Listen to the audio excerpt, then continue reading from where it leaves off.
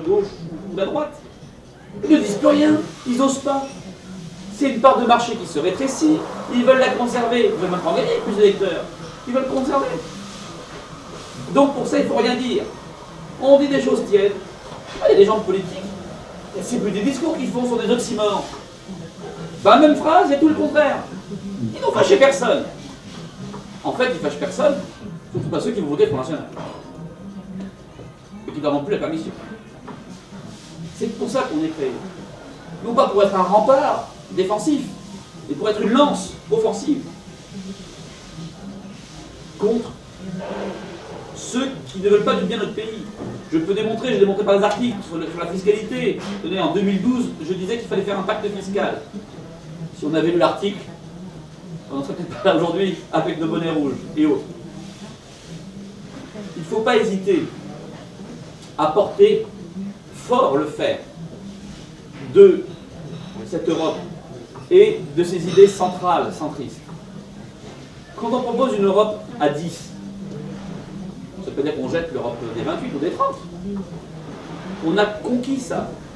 On l'a conquis. On sortait de la guerre. On l'a conquis, on va le jeter avec l'eau du bain. Non mais ça va pas, non. 50 ans, 60 ans d'efforts. C'est n'importe quoi. Gardons cet acquis et améliorons-le. Et donnons-lui le temps de s'améliorer. Mais entre-temps, est-ce qu'on va rester à stagner? Bien sûr, historiquement, elle s'est faite à 30. Parce qu'il fallait bien accueillir des gens qui sont d'un côté du rideau de fer et qu'on a un peu laissé en monnaie d'échange, si on veut être très franc et très cynique. Bien sûr, il faut comprendre ça. Mais néanmoins, avançons. Pour eux aussi, avançons.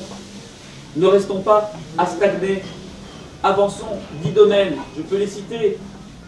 Alors, pas de mémoire, parce que je suis un peu fatigué, vous l'avez compris, pour la préparation de Madeleine Michelis ce matin, puis d'aujourd'hui ici.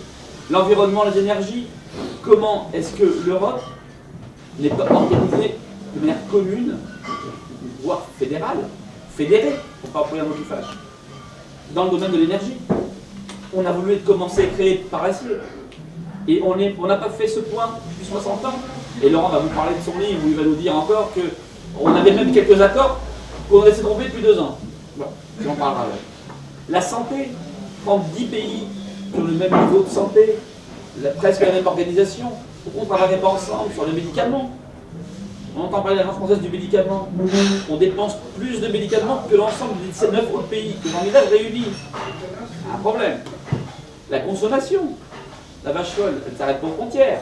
Il n'y a que le Tchernobyl qui s'arrête aux frontières. L'environnement, justement.